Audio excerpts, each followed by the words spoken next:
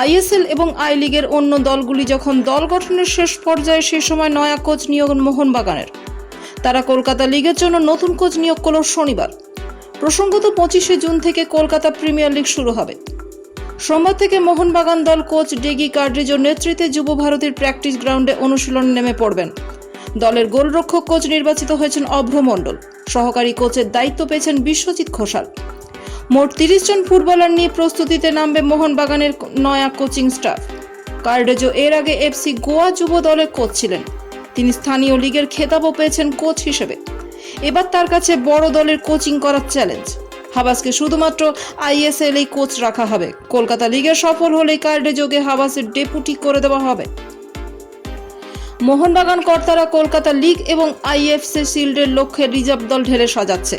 Senior দলের থেকে দীপেন্দ্র বিশ্বাস, অভিষেক সূর্যবংশী, আমনদীপ সিং, সুহেল ভাট, অর্শ আনোয়ারদের পাশাপাশি আরও কিছু তরুণ ফুটবলারকে নিয়েছে সবুজ মেরুন কর্তারা।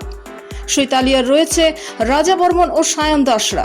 এমনকি ফারদিন আলী মোল্লা, সুমিত রাঠি ও এনসান সিংদের রাখা হয়েছে যুব দলের তালিকায়।